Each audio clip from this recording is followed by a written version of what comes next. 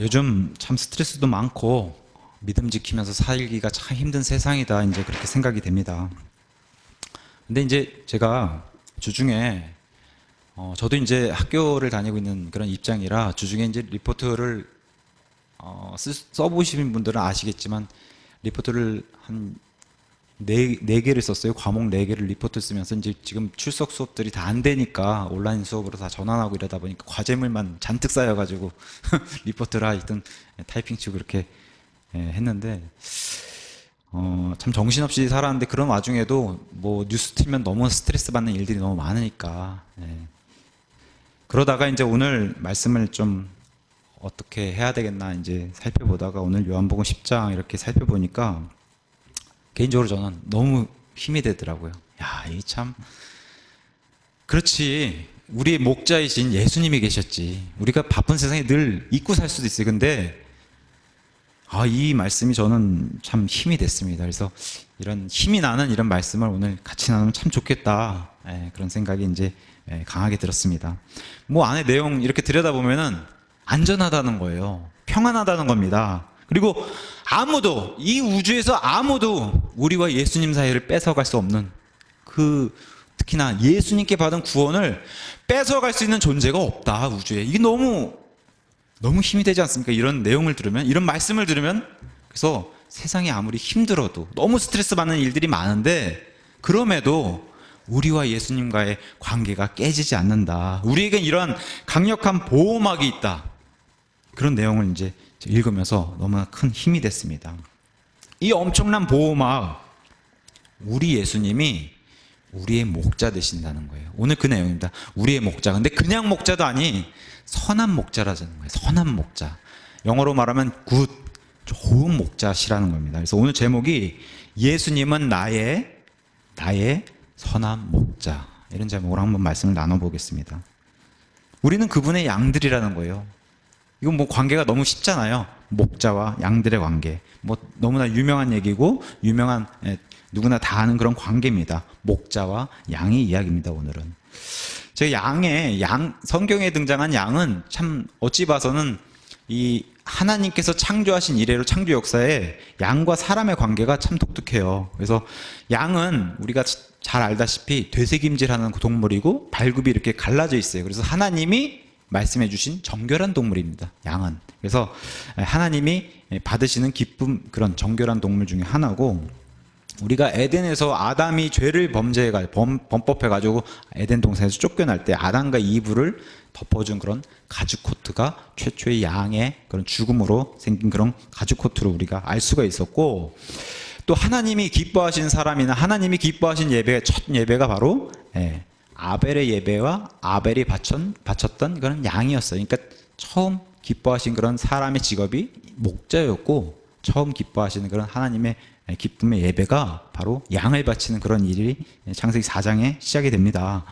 안타깝게도 이 첫 살인, 인류 역사의 첫 죽음을 맞이하는 이 아벨을 역시도 목자였고 양을 지키는 그런 사람으로 성경이 알려주고 있습니다. 이후에 우리가 알다시피 유명한 아브라함이라는 사람이 자기 아들 이삭을 바쳐서 너의 믿음을 한번 증명해봐라 했을 때 그 이삭을 바치려고 칼을 찌려고 한 그것을 하나님이 막으시고서 그 이삭을 대신해서 양을 또 바치게 해주는 그런 관계도 성경이 좀 알려주고 있습니다. 우리가 과거 이집트에서 이스라엘 백성들을 노예의 신분에서 벗어나게 해주셔가지고 탈출시키셨을 때 얼마나 많은 양을 잡게 해주셨나. 그게 바로 사람과 양. 그래서 하나님이 양을 받는 것을 기뻐하신다.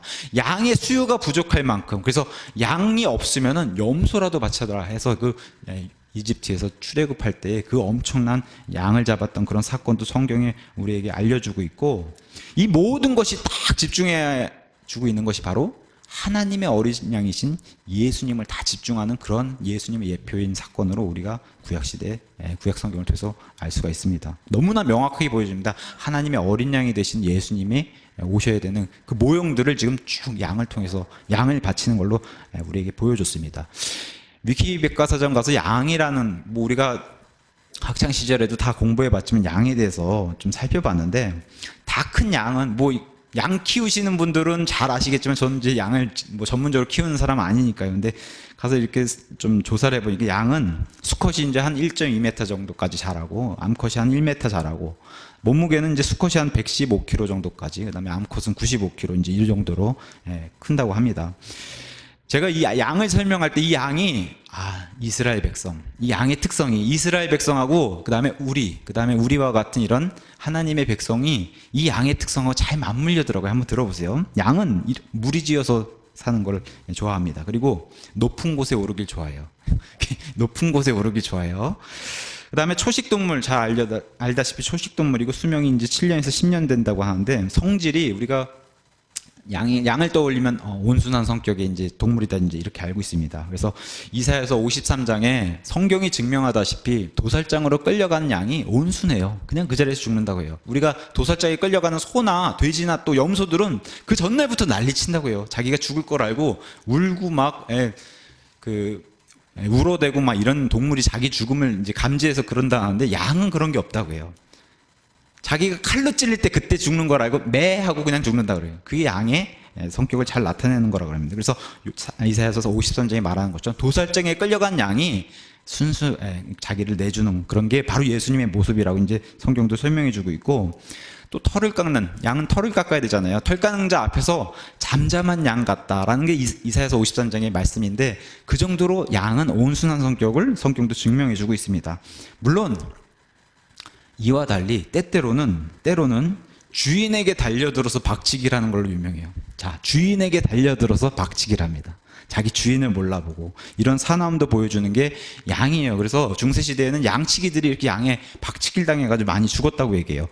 우리가 보통 양은 영어로 sheep이라는 단어를 쓰는데, 이건 이제 암컷과 수컷을 다 포괄해서 쓰는 단어고, 수컷 양, 그래서 출애굽기에 이제 하나님의 성막에서 순양을 이제 바치는 그런 일이 있을 때는 순양을 RAM이라는 단어, 램이라는 단어를 써요. 어린 양은 우리가 LAMB라고 하는 어린 양의 단어가 따로 있고, 수컷 양을 램이라는 단어를 쓰는데, 이 박치기를 한 이 뜻이 들어간 양은, 그래서 램이라는 단어에 무슨 뜻이 또 있냐면, 중세시대에 왜 공성전에서 왜 성을 공격하려면 성을 부수잖아요. 막 문을 부수려고 할 때 그 문을 부수는 이 공성 무기가 있어요. 공성 망치. 그 망치 이름도 램이라고 해요. 그 양이 가서 박치기 하는 그거를 따서 이제 이 정도로 양이 온순하지만 때로는 자기 주인을 몰라보고 들이대는 이런 것도 이제 성격을 보여줍니다. 겁이 참 많은 동물로 알려져 있고, 그래서 천적인 사자나 곰 이런 게 이제 이스라엘 지방에 있었는데, 늑대, 이리 이런 것들이 오면은 양이 이렇게 모여 있어도 우왕좌왕하고 도망가질 못한대요. 그래서 자기들끼리 밟혀 죽는 이런 일도 생긴다고요. 양이 그 자리에서 죽임당하는 이런 습성이 있고, 도망가지 않고 그 자리에서 그냥 순순히 죽는 이런 습성이 있고, 특히나 이제 객과 동물, 그러니까 늑대나 이리가 오면은 동물적으로 본능적으로 공포를 느껴가지고 얼어붙는 이런 습성을 가지고 있는데, 그래서 양을 모는 양모리개가 유용하다고 해요. 양을 몰 때는. 그래서 객과. 그래서 또 잘 알다시피 양가죽, 양털 이런 거 굉장히 유명해가지고, 또 어느 양 종류를 가서 보니까 털을 안 깎아주면은 아예 제자리에서 움직이질 못하는 그런 양도 있더라고요. 그래서 이런 일도 있어요. 2015년도에 호주에는 수년 동안 털을 깎지 않아가지고 양털이 이렇게 수북히 자라는 그런 양이 있는데, 양털 깎기 이제 챔피언이 이 양을 털을 깎았더니 그 털 양이 무게가 42kg가 나왔대요. 이 정도로 양털이 이렇게 불어나서 털이 자라는 것을 보여주는데, 42kg 이 정도 용량이면 어느 정도냐면 성인 남성이 수의털을 30벌 만드는 그 정도의 용량이라고 얘기합니다. 아까도 말씀드렸다시피 1년 미만의 양을, 어린 양을 LAMB라고 하는 램이라고, 그래서 하나님의 어린 양의 그런 단어로 쓰는데, 이 어린 양일 때 1년 미만의 이 어린 양이 고기의 맛과 향이 제일 좋다고 얘기해요. 하나님께서 어린 양을 바친 그 어린 양의 향을, 그 향기로운 향기를 좋아하신다 그랬는데, 바로 그게 예수님의 예표를 나타내는 어린 양의 향기를 성경이 알려주고 있는데, 사람에게도 그때 고기가 가장 향과 맛있다고 이렇게 알려져 있습니다. 참 이게 애완동물이 아닌데 양은 손이 많이 가는 동물이에요. 손이 많이 가요. 그래서 그냥 들어도 이게 목자가 필요하구나라는 걸 이제 잘 알려줍니다. 그래서 털 관리도 해야 되고 천적 보호도 많이 해야 되고. 근데 오늘 본문 시작하면서 예수님이 이렇게 말씀해 주세요. 진실로 진실로 내가 너에게 이르노니 문을 통해 양우리에 들어가지 아니하고 다른 길로 넘어가는 자 바로 그 자는 도둑이며 강도이나 문을 통해 들어가는 자는 양들의 목자니라. 문지기는 그에게 문을 열어주고 양들은 그의 음성을 듣나니 그가 자기 양들을 이름으로 불러 그것들을 밖으로 인도하느니라. 그가 자기 양들을 내놓은 뒤에 그들 앞에 가면 양들이 그의 음성을 알므로 그를 따라오니라. 이제 예수님이 이렇게 1절부터 5절까지 쭉 얘기하셨는데 6절에 가서 보니까 예수님께서 양과 목자 얘기를 하시면서 이 비유를 말씀해 주셨는데 그들은 그분께서 자기들에게 말씀하신 것들이 무엇인지 깨닫지 못했어요. 자, 제가 말씀드린 건 우리도 이거 양과 목자의 관계, 어렴풋이 이제 이게 하나님과의 우리 관계를 얘기하려나 보다 이제 알고, 우리는 교회를 다니니까 이거 알잖아요. 근데 왜 이 사람들이 이걸 깨닫지 못했나? 몰라도 괜찮아. 일단은 왜 예수님이 자세히 설명해 주세요. 자, 이 사람들이 왜 그럼 깨닫지 못했나? 지난 시간에 이런 일이 있었어요. 이제 실로암 사건에서 날 때부터 눈먼 자가 이렇게 있었는데 예수님이 이 눈먼 자에게 찾아오셔가지고, 제가 지난 시간에 말씀드렸다시피 눈을 못 보는 걸로 태어난 거 이거 불행한 거 아니에요. 왜? 이 사람은 보지 못한 눈을 가지고 태어났지만 좋은 귀를 가지고 태어났어요. 들을 수 있는 좋은 귀를 가지고 태어났어요. 이게 훨씬 좋은 거다. 지난 시간에 이렇게 얘기를 나눠봤습니다. 저는 영적으로도 우리가 이와 같은 사람이 되길 바라요. 보는 것을 높이지 말고 하나님 말씀을 잘 듣는 사람이 되기를 원합니다. 자, 풍족하게 다 가지고 태어난 사람 너무 부러워요. 세상 사람들, 재벌이라든가 뭐 귀족으로 태어난 사람, 왕족으로 태어난 사람들 너무 부러워하잖아요. 세상에서는 땅의 복을 부러워하는 사람들이라 우리가 쉽게 이렇게 알 수가 있는데, 자, 이 사람처럼 이렇게 부족하게 태어난 것처럼 보여도 이런 사람이 현명한 사람이고 이런 사람이 훨씬 더 큰 선물을 받은 사람이라는 거예요. 왜냐? 이 사람은 하나님의 영원한 생명을 받았기 때문에, 그게 좋은 길을 가지고 태어난 이 사람이 이 땅에서 70년, 80년, 뭐 길어야 100년 이 땅의 복을 받고 사는 사람보다 훨씬 좋은 선물을 받고 하나님께로 가는 사람이다라고 성경이 알려주고 있는.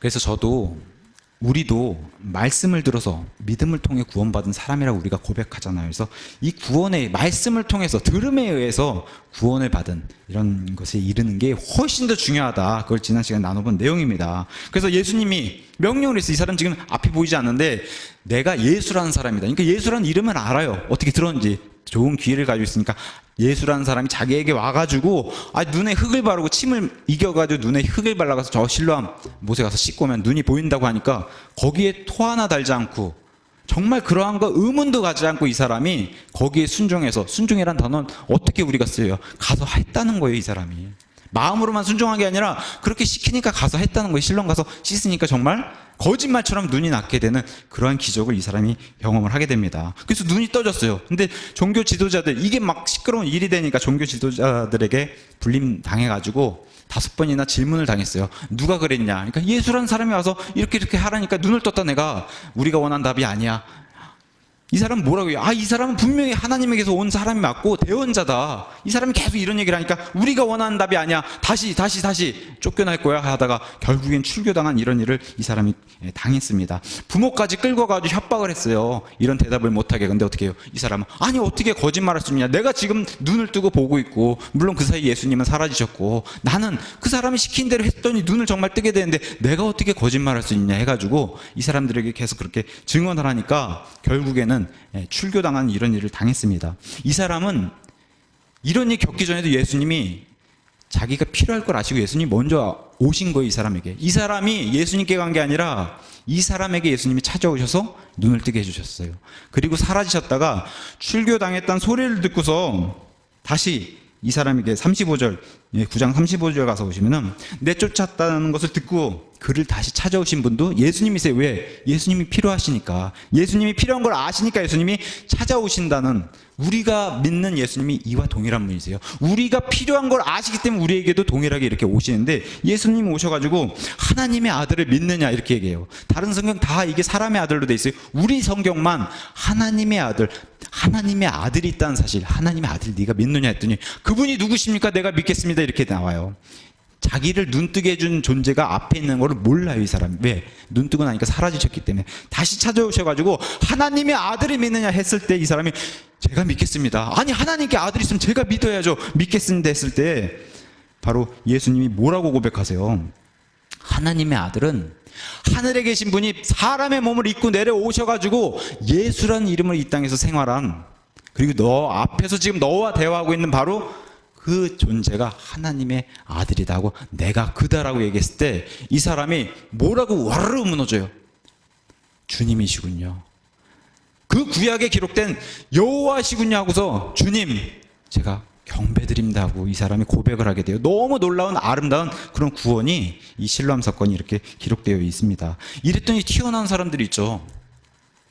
이 사람이 눈을 떴잖아요. 지금 이거는 부인할 수 없어요. 눈을 떴잖아요. 근데 옆에서 바리새인들이 등장해가지고 우리도 눈 멀었느냐, 대뜸 와서 이런 질문 드려요. 우리도 눈 멀었느냐. 이 사람은 예수님 뭐라고 얘기해요? 내가 심판하려고 이 세상에 왔으니 이것은 보지 못한 자들은 보게 하고, 그죠? 여기 보지 못한 자는 보게 하고, 또 보는 자들은, 스스로 본다고 한 자들은 눈 멀게 하려고 이렇게 말씀하시니까 보니까 자기네들 얘기를 하는 것 같거든요. 그러니까 바리새인들이 뭐라고 얘기해요? 우리도 눈 멀었느냐 이렇게 얘기했을 때 예수님 뭐라고 얘기하세요? 너희가 스스로 본다라고 얘기하니까 너희는 눈 멀었고 죄인이다. 근데 내가 눈 멀고 나는 보지 못한다.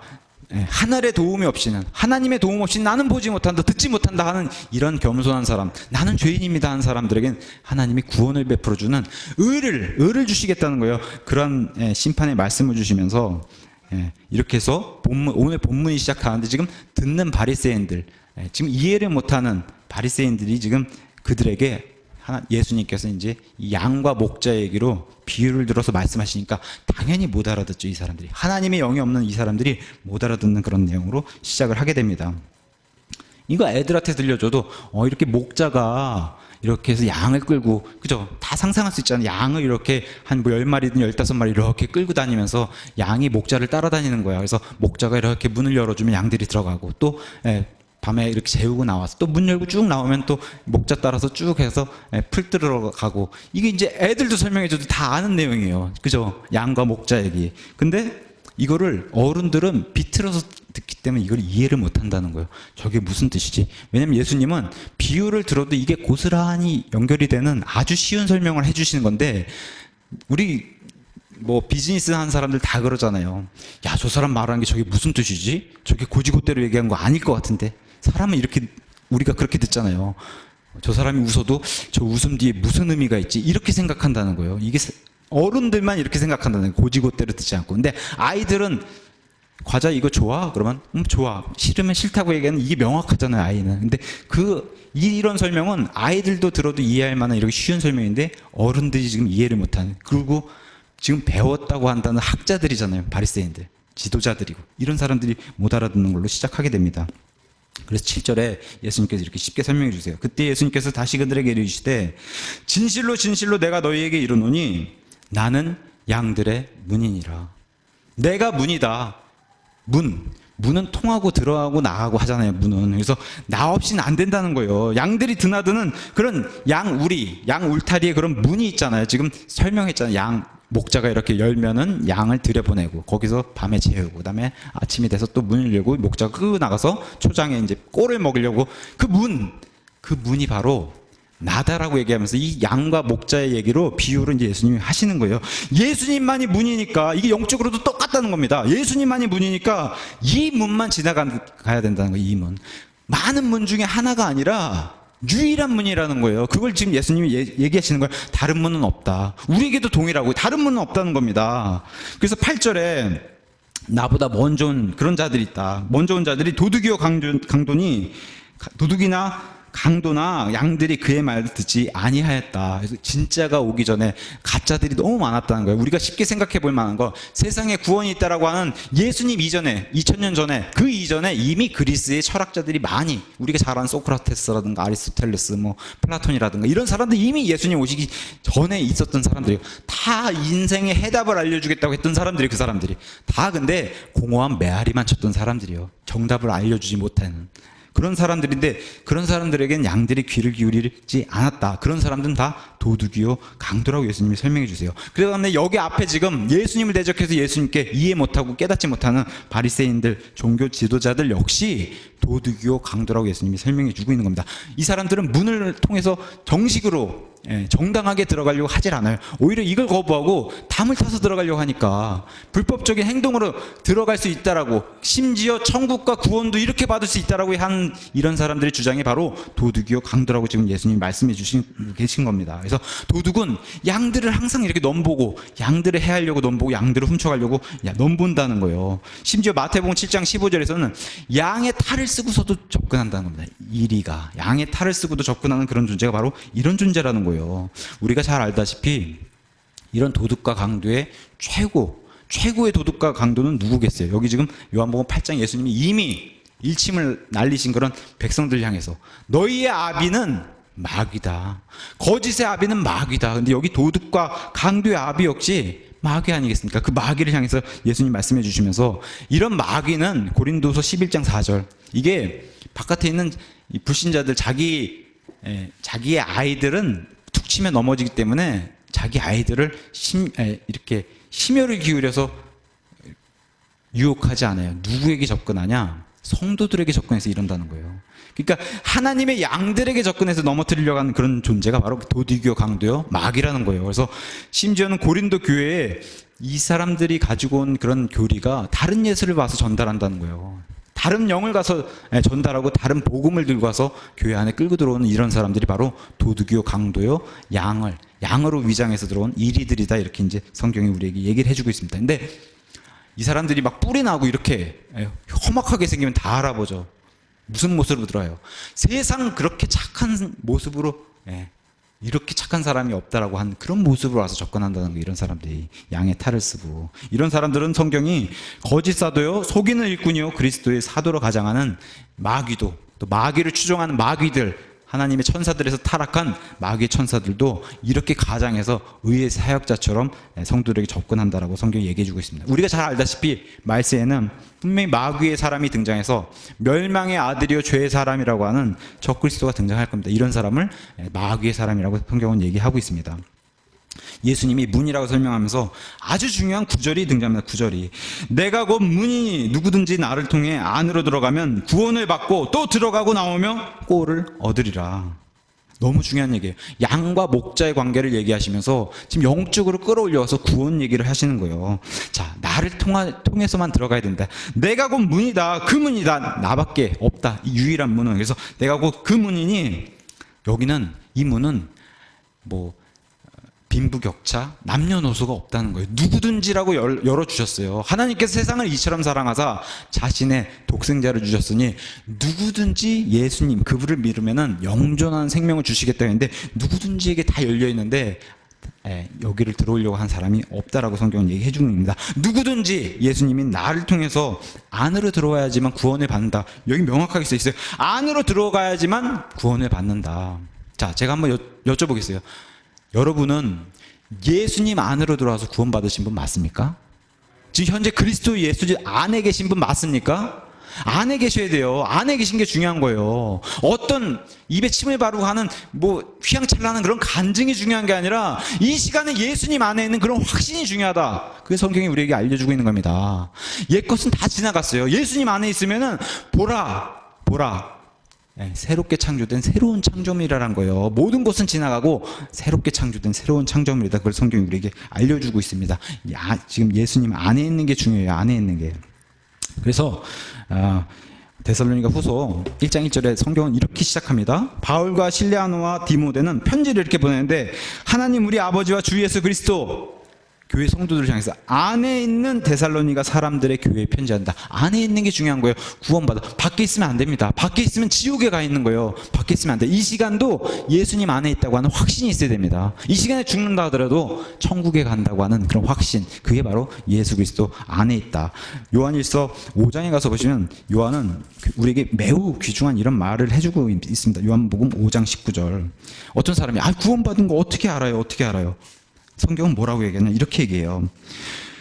요한일서 5장 19절 20절입니다. 또 우리는 하나님께 속하고 온 세상은 사악한 가운데 있음을 우리가 안다라는 거예요. 본인은 알 수가 있다는 거예요. 그러면서 계속해서 이렇게 얘기해요. 또 하나님의 아들이 오셔서 우리에게 깨달음을 주셨고 우리가 진실하신 분을 알게 하셨음을 우리가 안다는 겁니다. 우리가 진실하신 분 곧 그분의 아들 예수 그리스도 안에 있음을 안다는 거예요. 본인은 구원받은 걸 알 수밖에 없다는 겁니다. 그래서 이런 귀한 말씀도 우리에게 남겨주셨습니다. 자, 이렇게 안으로 목자가 인도하시는 그 문을 통해서 안으로, 우리 울타리 안에 있는 것처럼 안으로 들어온 사람이 구원을 받는다. 또 구원받은 자가 이제는 구원받은 이후에 예수님을 통해서 또 예수님이 이끄시는 대로, 자, 오늘 아침에 또 꼴을 먹으러 나가자 하고 문을 열고 나가면 거길 또 예수님과 함께 이제 안에 들어와 있는 예수님의 양들이잖아요. 그래서 그걸 따라서 나가서 초장에 가서 꼴을 먹는 이제 이러한 존재가 우리가 됐다는 겁니다. 그러면서 10절에 도둑이 오는 것은 다만 도둑질하고 죽이고 멸망시키려고 한다. 도둑들은 마귀의 자식들은 멸망시키고 죽이려고 하는 이런 데 현안이 돼 있는 거예요. 아니, 이미 구원받은 사람은 지옥은 안 가지 않습니까? 맞아요. 지옥 안 가요. 안 가는데 왜 마귀가 그럼 우리를 이렇게 괴롭혀요? 지옥도 안 가는데. 성도의 넘어짐, 하나님께 영광을 훼손시키는 이런 일을 마귀가 굉장히 좋아해요. 그러니까 이런 것들을 위해서 마귀가 계속해서 성도를 공격하는 거예요. 바깥에 있는 자기 자식들은 공격해봐 이거는 별로 영향가가 없단 말이에요. 그러니까 성도를 공격한다, 마귀는. 그걸 우리가 명심하고, 근데 이러한 자들과 달리 뒷부분 한번 보세요. 내가 온 것은, 도둑이 온 것은 도둑질하고 죽이려고 오는데, 예수님이 온 것은 양들이 생명을 얻게 하고 또 생명을 더욱 풍성히 얻게 하려 함이라. 이게 예수님이 이 땅에 오신 이유라는 거예요. 생명을 얻게 하기 위해서 일단 왔고, 생명을 얻은 뒤에 더욱 풍성한 걸 주기 위해서 예수님이 오셨다는 겁니다. 요한복음은 어떠한 목적으로 기록되어 있냐?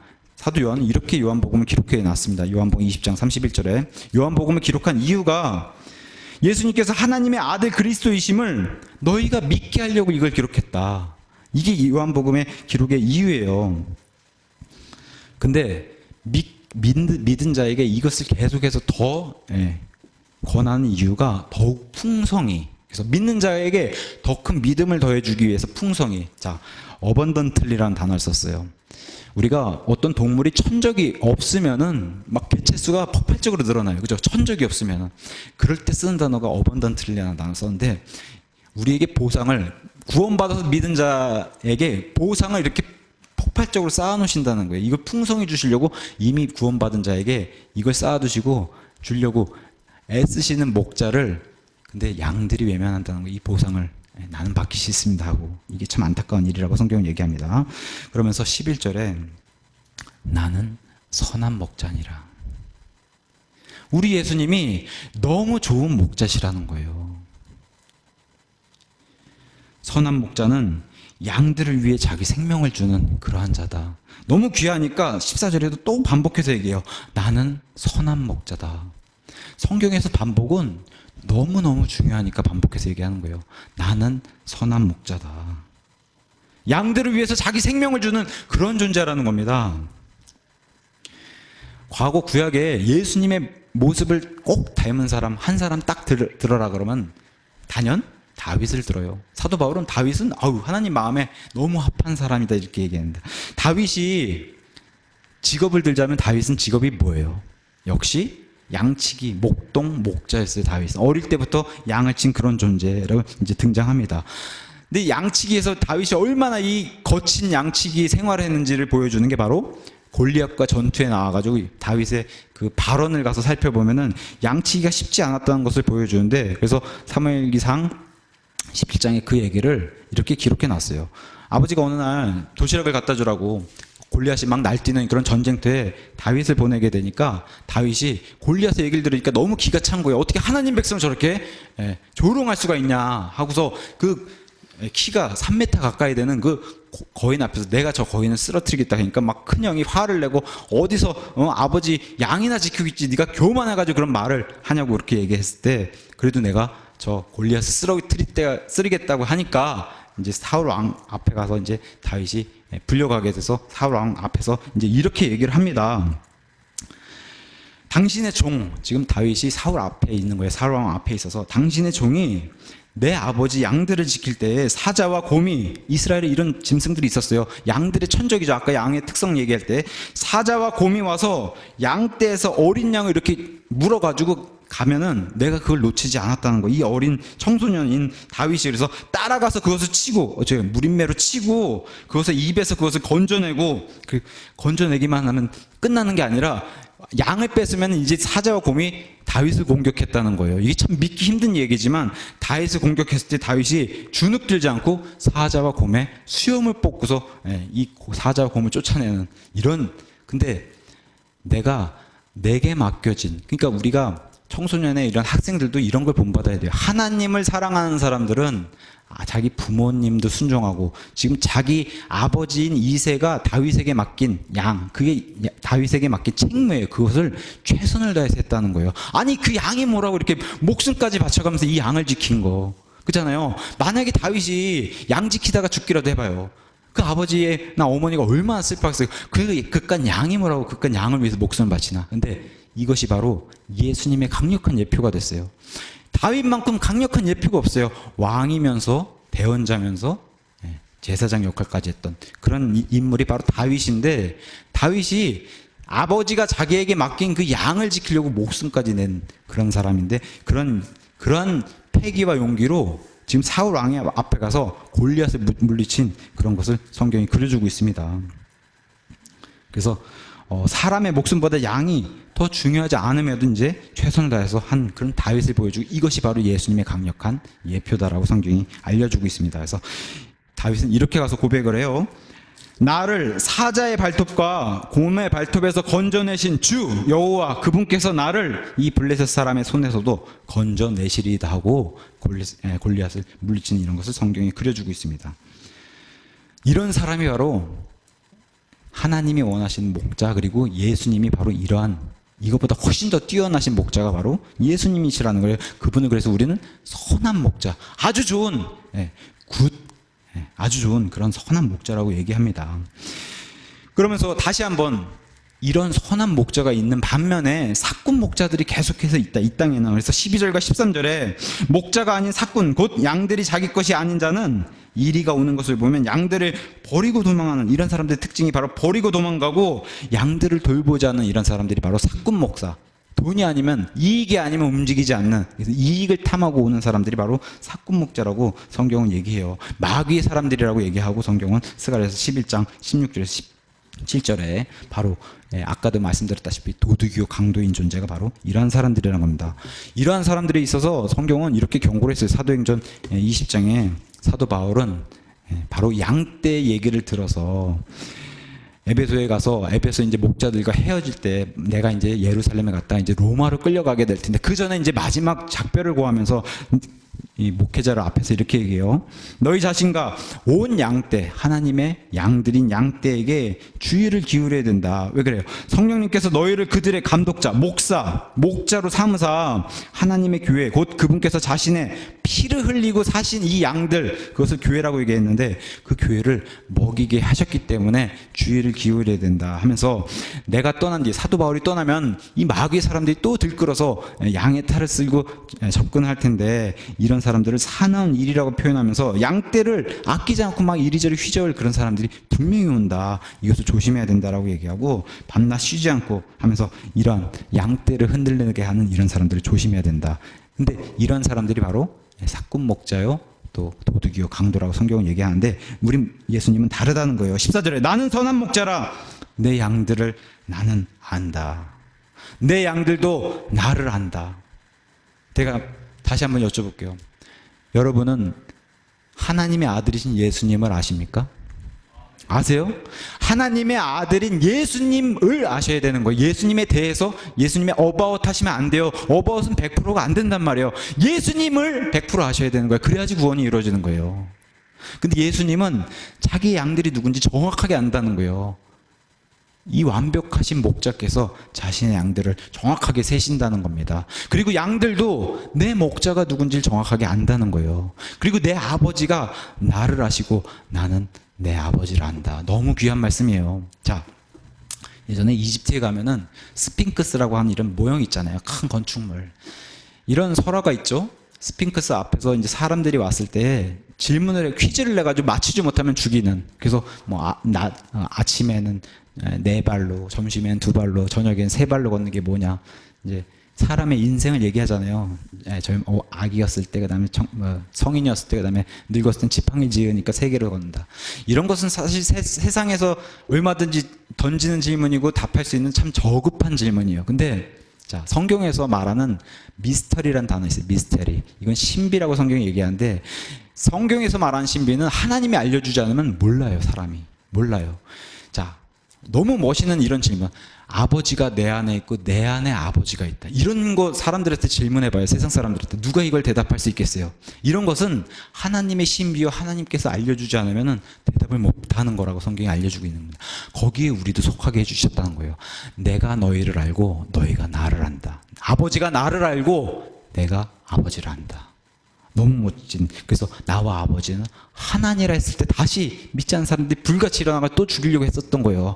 나와 아버지는 하나니라. 이 삼위일체 교리, 이거 성경에서 얘기하는 가장 큰 신비라고 얘기해요. 삼위일체 교리, 이런 것을 얘기해 주면서 나는 이러한 목자다라고, 내 양들은 내가 분명히 알고 너희도 나를 분명히 알 수 있다. 그러니까 뭐예요?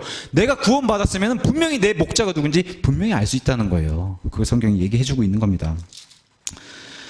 자, 그러면서 이 사꾼 목자와 선한 목자. 근데 선한 목자에게 원하신 건 뭐예요? 그래서 베드로도 이렇게 증언을 했어요. 우리의 목자장께서 재림하실 때는 목자의 최고 목자장인 우두머리 목자장이신 예수님께서 오실 그날이 있다. 그날에 모든 것을 다 갚아주실 텐데, 그 전에 우리가 주의를 기울여서, 사도 바울이 얘기한 거랑 동일하게 주의를 기울여서 양떼에게 욕심 부리지 말고 탐욕 부리지 말고 양떼를 주의 깊게 보살펴야 된다. 예수님이 베드로에게만 특별히 명령하신 게 있어요. 베드로를 대표로 해가지고 특별히 명령하신 거. 앞으로 교회 시대가 시작할 텐데 내 양들을 먹이라. 3번이나 얘기하셨어요. 내 양들을 먹이라. 내가 이런 좋은 목자의 본을 보였으니 너희도 나를 따라 좋은 목자의 본을 보이면서 내 양들을 먹이라. 이렇게 섬기라고 예수님이 특별히 베드로를 대표해서 명령을 주셨어요. 자, 근데 우리가 분명히 알아야 될 것은, 분명히 예수님은 이 땅에 이스라엘에 오셨어요. 그죠?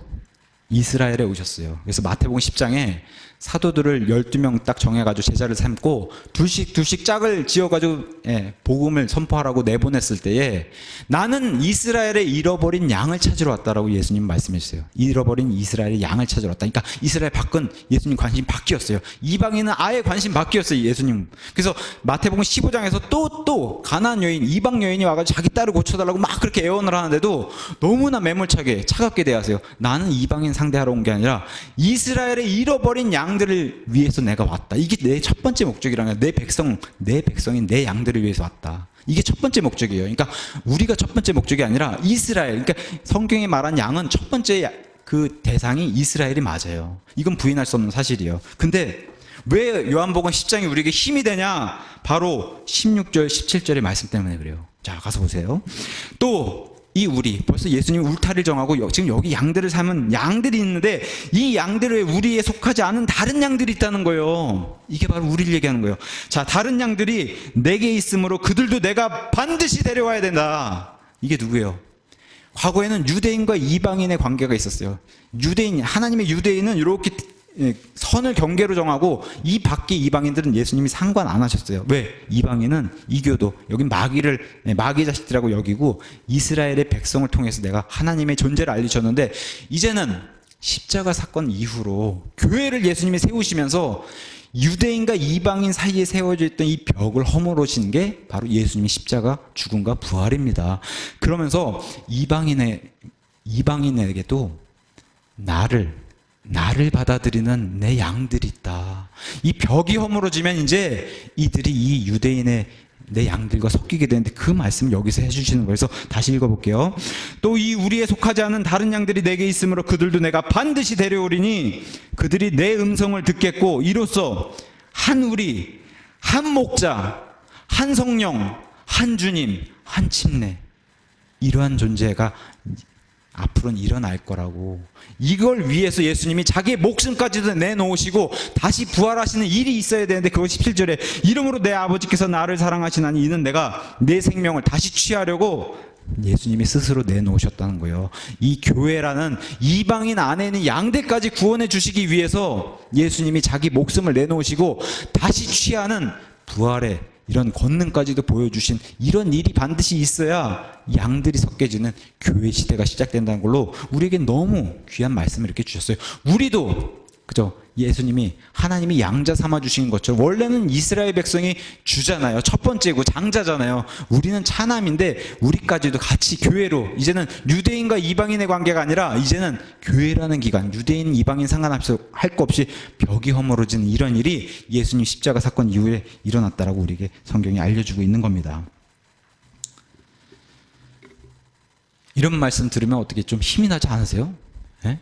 예수님이 우리를 위해서 원래는 이스라엘 백성만 상관하신 이 예수님의 사역이 지금 요한복음 성경을 마무리하면서 이제는 쭉 뻗은 그 복음이 세상 땅끝까지 해가지고 이방인에게 펼쳐져서 지금 이 극동 아시아 지방의 대한민국까지 이 복음이 들어서 우리도 지금 예수님의 울타리 안에 들어가 있는 양이 됐다는 거, 이게 얼마나 기쁜 일이 아닐 수 없습니까?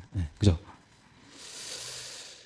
그래서 예수님 안에 지금 한 우리에 들어가는, 근데 오히려 나는 여기가 싫습니다고 이스라엘 백성들이 튀어나가는 이런 일이 생기고, 이방인들이 예수님의 양이 되고 싶습니다고 해서 이 우리 안에 들어가 있는 우리의 목자가 되주십시오 하는 이런 일이 발생하는 그런 교회 시대에 우리가 살고 있다라고 이제 성경이 우리에게 알려주고 있는 겁니다.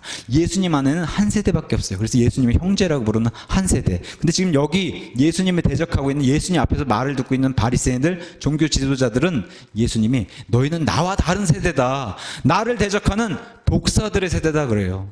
너희에겐 화가 있는 세대들이고 나는 영존한 생명에 들어가는 예수님 울타리 안에 들어가 있는 양들의 이 한 세대를 성경이 얘기해 주고 있습니다. 그래서 이제는 예수 그리스도께서 남편과 아내 관계를 얘기했을 때 이렇게 얘기하세요. 예수님이 자신의 교회를 사랑하사 자신의 피를 흘리고 죽음까지 내주시는 그러한 사랑처럼 남편들도 아내를 사랑하라고, 왜 이 중간 벽을 허물고 받아들인 그런 사랑을 성경이 설명해 주고 있는 겁니다. 모두가 다 이 교회라는 하나의 울타리 안으로 예수님이 다 넣기를 원하시는데 여기에 들어오기 원치 않아 하니까 유대인들은 그래서 따로 대환란에서 따로 또 상관하신 이런 일이 벌어지고, 교회는 이방인들은 오히려 이 교회가 되길 원해서 예수님의 지금 울타리 안에서, 그래서 제가 아까 시작할 때 말씀드렸던 것처럼 평안하다는 겁니다. 예수님 안에 들어와 있으니까 평안하다는 겁니다. 지금 세상에서 아무리 무슨 일이 벌어져도 이 안에 있으면 평안하다는 겁니다. 이러한 사랑은 우리가 아직 죄인이었을 때, 이방인 상태, 죄인이고 범법자고 구원받지 못한 상태에 임해도 예수님이 2000년 전에 먼저 이 사랑을 당당히 먼저 제시하셨다는 거예요. 그래서 이 사랑 때문에 우리가 구원받게 됐다라고 이제 성경이 우리에게 얘기해 주는 겁니다. 예수님은 근데 이러한 존재다라고 이제 18절 이렇게 마무리해요. 내가 사람이 아닌 하나님이란 존재를 알려주시는, 나에겐 이런 파워가 있다. 아무도 나를 건들지 못한다는 겁니다. 그리고 이 울타리 안에 들어와 있는 양들은 아무도 뺏어갈 수 없다. 18절에 아무도 그것을 내게서 빼앗지 아니하며 내가 스스로 그것을 버리노라. 자신의 생명을 얘기하는 거예요. 자신의 들어온 양들은 빼앗기지 않고 내 생명은 내 스스로 놓지 누가 나를 죽일 수 있는 그런 존재가 없다는 거예요. 마귀도 못한다는 겁니다. 내게는 그것을 버릴 권능도 있고 다시 취할, 그죠? 그래서 죽음으로 버리는 권능도 있고 이런 파워를 가지고 계시다는 겁니다. 또 부활시킬 권능도 있는데 내가 하지 않았다. 누가 해요?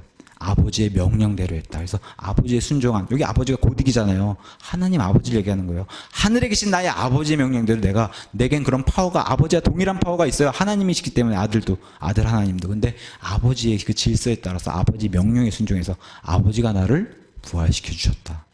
지옥의 혼에서 나를 끌어서 올려서 부활시켜 주신 그런 일을 성경 여러 군데 기록해 놓고 있는 겁니다. 이런 파워를 가지고 계신 분이 우리를 양 울타리 안에 놓고 아무도 빼앗지 못하게, 그래서 정말 28절에 내가 그들에게 영원한 생명을 주노니 그들이 결코 멸망하지 않을 것이요 또 아무도 내 손, 예수님 손에서 빼앗지 못한다는 겁니다. 이 양은 또 그들을 내게 주신 내 아버지는 모든 것보다 크시며 아무도 내 아버지 손에서 능히 그들을 빼앗지 못한다.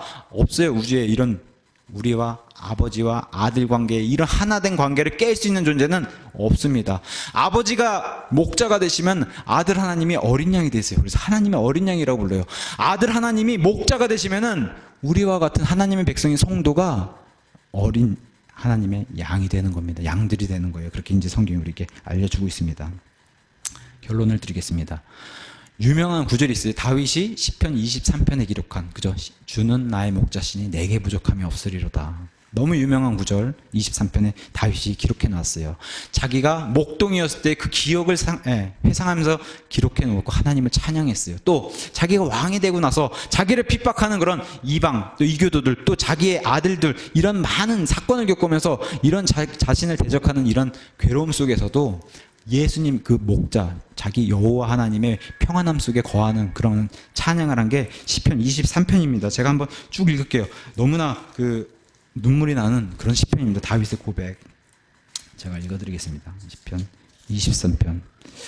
주는 나의 목자시니 내게 부족함이 없으리로다. 그분께서 나를 푸른 초장에 누이시며 잔잔한 물가로 인도하시고 내 혼을 회복시키시며 자신의 이름을 위하여 의의 행로들을 나를 인도하신도다. 참으로 내가 사망의 그늘진 골짜기를 다닐지라도 해악을 두려워하지 아니하리니 주께서 나와 함께 계시며 주의 막대기와 주의 지팡이가 나를 위로하시나이다. 주께서 내 원수들의 얼굴 앞에서 내 앞에 상을 차려주시고 기름을 내 머리에 부으시니 내 잔이 넘치나이다. 내 평생의 선하심과 긍휼이 정녕 나를 따르리니 내가 주의 집에 영원히 거하리로다 하고 너무 유명한 이 시편의 말씀을 기록해 놓으면서 여기 주가 여호와 하나님이요, 에로알디가 다 대문자인 여호와 하나님이요. 오늘 본문에 예수님 뭐라고 말씀하세요? 여기 주는 나의 목자신이라고 고백한 이 다윗의 대상이 예수님이 이 땅에 몸을 입고 내려오셔서 나는 양들의 목자다. 지금 여기 다윗이 고백한 주 여호와가 나 예수다라고 이렇게 예수님 말씀해 주시는 겁니다. 아까 비유를 들었던 거 다시 한번 가서 볼게요. 10장 1절에서 5절 비유의 말씀을 들어주셨을 때 우리에게도 이제 이게 어떻게 적용되는 3절과 4절만 보시면 돼요. 문지기는 이제 목자가 이렇게 오니까 문지기가 문을 열어줬어요. 문지기가 문을 열어주니까 그에게 문을 열어주고 양들은 우리가 예수님의 음성을 듣고 그가 자기 양들을 이름을 불러주신다는 거예요. 성준아 하고 이름을 불러주신다는 거예요. 상홍아 하고 이름을 불러주신다는 거예요. 예수님이 우리 양들을 다 알기 때문에. 그래서 이름을 불러주시는 그것들을 하면서 밖으로 인도하시면서 자 저기 가서 신선한 풀을 꼴을 먹으라 하고 이제 예수님의 뒷모습을 바라보면서 예수님을 따르는 그런 양들이 됐다는 거예요 우리가. 그래서 이 요한복음 10장이 힘이 되는 겁니다 우리에게. 예수님은 다윗의 고백처럼 나의 좋은 선한 목자예요. 그죠? 우리는 그분의 선한 양이 돼야 돼요. 그래서 제가 늘 말씀드렸다시피 선한 목자에게서 나온 그 열매가 선한 양들이 돼야 되는데 이건 노력이 필요한다 그랬잖아요. 선하게 되려고 노력하셔야 된다. 좋은 사람이 되려고 노력하셔야 된다는 거예요. 그래서 이렇게 선한 목자의 그 뒷모습을 바라보면서 좋은 꼴을 찾아주시는 그런 목자의 뒤를 따르는 좋은 양들이 되기를 우리 모두 형제 자매님이 되기를 예수님의 이름으로 축원합니다.